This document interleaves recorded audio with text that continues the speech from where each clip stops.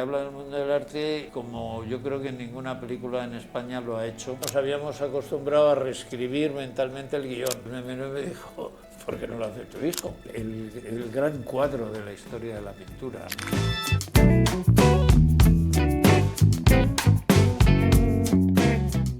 La elección de esta obra se me ocurre por una exposición real de la colección Solo que hizo en el Matadero, que hizo que artistas de su colección versionaran El Jardín de las Delicias, ¿no?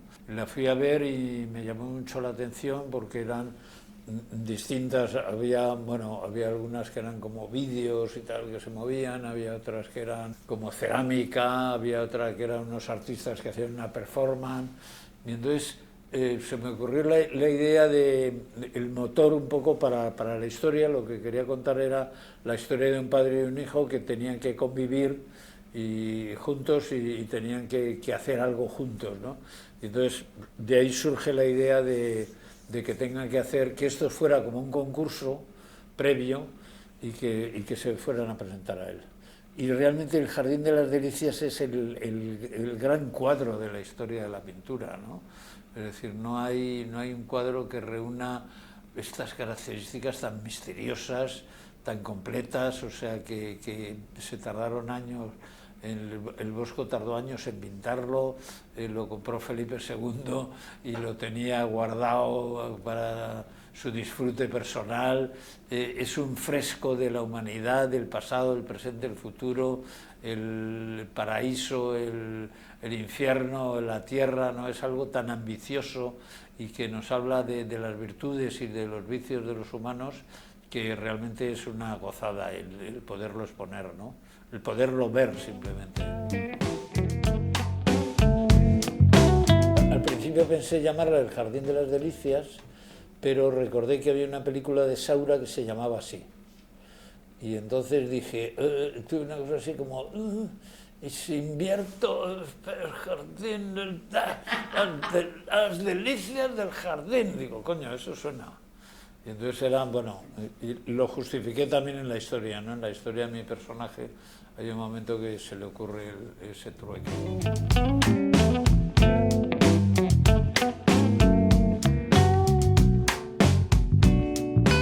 Bueno, la idea al principio surge coescribir, porque realmente estamos viviendo juntos.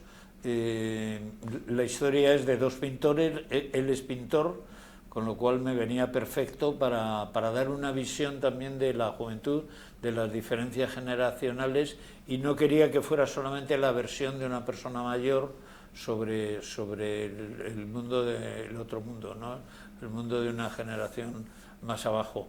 Y entonces, bueno, pues él también se ofreció a ayudarme y empezamos a colaborar, cosa que no fue nada fácil, porque al principio teníamos unas discusiones terribles.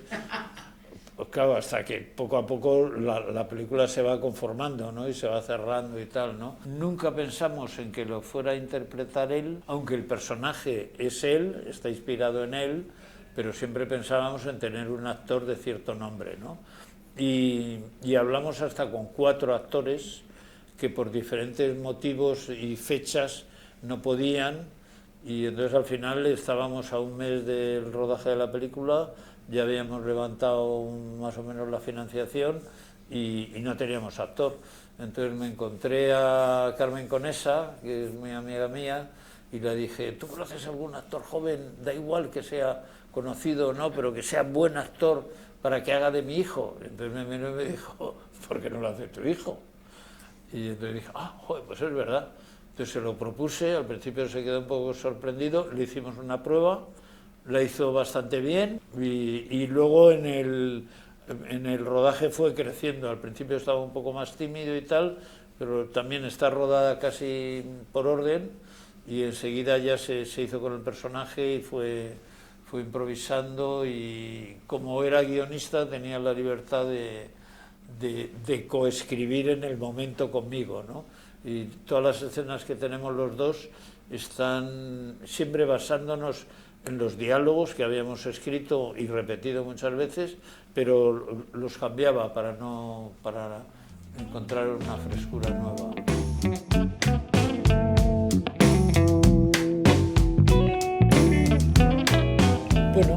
creo que Las delicias del jardín puede ser muy interesante para padres e hijos, ¿no? Es decir, que a veces, o sea, yo recuerdo que, claro, yo con mi padre, con el que también viví hasta ya una edad avanzada, bueno, hasta los 30 años, había temas que no podía tocar, ¿no? Pues sabía que iba a ser una bronca, entonces intentábamos evitarlo, ¿no? Y es curioso porque de pronto te das cuenta que esto se vuelve a repetir, pero al revés, ¿no? Es decir, con mi padre, que era militar, pues era como franquista y no sé qué y tal, y yo era el hijo como pródigo, que tal, que era izquierdista y no sé qué y tal, y entonces en cuanto tocábamos algún tema que relacionado con la política, que yo podía explotar, ¿no? Y entonces ahora, aunque mi hijo no es exactamente el personaje que sale en la película, porque lo hemos llevado un poco a la ficción en ese sentido, pero también tengo muchas discusiones de distinto tipo, ¿no? De distintas formas de ver la vida.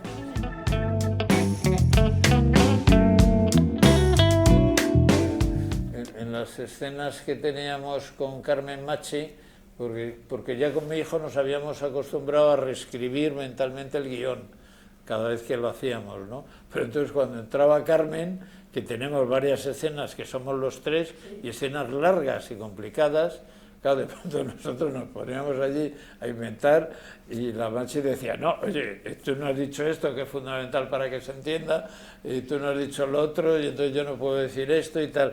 Entonces al final era ella la que nos dirigía. O sea, al final era ella la que decía, tal, espera, tú ahora tal, cuando digas esto, relaciónalo con esto. Acuérdate, acuérdate de tal, tal. Entonces al final conseguíamos hacer una cosa intermedia, ¿no? Que tenía parte de improvisación, pero que estaba más agarrada al guión.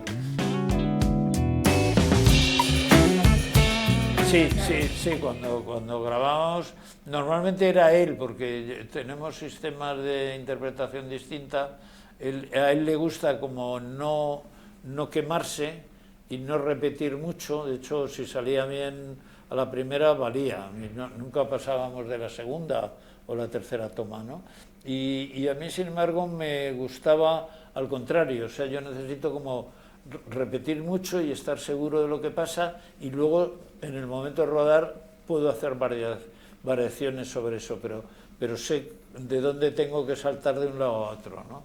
Entonces eso a veces también nos creaba problemas, porque él se iba por los cerros de Úbeda y yo intentaba seguirle, pero en algún momento dado tenía que volver a llevar el agua que pasara por el molino para poder cerrar la historia, ¿no? Y anécdotas, bueno, no sé, la verdad es que sí, rodando en exteriores, por ejemplo, hemos rodado en Lavapiés y, bueno, nada, era que la película está rodada con móviles y entonces eso nos daba una gran libertad de movimientos, podíamos rodar en sitios, o sea, hay una escena que está rodada en una galería de arte, que además elegimos un día que había una multi-inauguración, o sea, eran como 50 artistas distintos que exponían en la misma galería, con lo cual de pronto en un momento dado había como más de 200 personas o 500 personas en un espacio como este, ¿no? Entonces, cuando vi que empezaba a entrar gente, dije, venga, vamos a empezar a rodar ya una primera toma. Entonces conseguimos rodar esa toma y cuando terminamos de rodar la toma no nos podíamos mover. O sea, estábamos como, ya no se pudo hacer la siguiente, porque es que era como imposible, la gente te estaba apretando, ¿no? Sí, lo de rodar con móviles surge porque yo le había propuesto a José Luis Alcaine rodar todo el rato con 2 cámaras, incluso si pudieran ser 3, pero que no fueran las cámaras habituales, porque hoy en día hay una tecnología muy avanzada y yo quería cámaras más pequeñas para que fueran más ligeras y se pudieran llevar a mano y tuviéramos más flexibilidad, ¿no? Entonces él me dijo, me estás hablando de móviles, podemos rodar con móviles. Entonces ya cuando me propone rodar con móviles, claro, si me lo hubiera dicho otro director de fotografía pues ya habría dicho, no sé qué dices y tal, pero claro, te lo propone José Luis Alcaine y yo inmediatamente dije que sí, ¿no? Entonces ya, claro, al rodar con móviles ya era muy fácil tener 5 o 6. Entonces, claro, esto ha cambiado totalmente la forma de rodar la película. Yo me he tenido que inventar un sistema nuevo de rodaje que nunca había hecho, que era el de super multicámaras, o sea, porque llegábamos a tener cámaras, teníamos 3 operadores que se movían con mucha facilidad y hacían un poco de coreografía para no verse unos a otros. Si a veces uno podía enfocar al otro y estábamos en la calle, pues uno se guardaba el móvil en el bolsillo y parecía que era un señor que pasaba por allí. Y por ejemplo, también podíamos dentro del decorado esconder algún móvil y nos daba planos muy interesantes que nadie descubría dónde estaba la cámara, ¿no? Aunque se vieran, en teoría, una cámara se viera otra. Y sobre todo que podíamos hacer cada escena todo de golpe. O sea, normalmente en cine sabes que se repite desde un lado, se repite desde otro y se repite desde otro, normalmente como mínimo de 3, 4 o 5 sitios, una escena pues de 3 personas hablando, ¿no? Entonces, esto permitía como que pudiéramos improvisar, porque de la otra forma tienes que repetir siempre lo mismo y hacer las mismas, que las acciones concuerden con los mismos gestos, si estás bebiendo, si estás fumando, o si te colocas la chaqueta, y de esta forma podíamos improvisar. O sea, si de pronto salía una toma que habíamos hecho unas cosas totalmente distintas, nos habíamos parado y movido por otros sitios, eso funcionaba y salía de golpe. Bueno, yo creo que deben ir a ver Las Delicias del Jardín, primero, porque es una película que se lo van a pasar muy bien. Segundo, porque si tienen padres o tienen hijos, creo que es fundamental, porque aquí vamos a ver una relación padre-hijo muy importante. Tercero, porque tiene actores maravillosos como La Machi, o Resines, o Luis Bermejo, o María Hervás, y porque habla del mundo del arte. Y habla del mundo del arte como yo creo que ninguna película en España lo ha hecho, porque es algo que conozco profundamente y sé cómo se especula con este mundo, y es un mundo que tomado en cierta forma puede ser muy divertido, como la película, que a pesar de no pretenderlo ha salido muy divertida.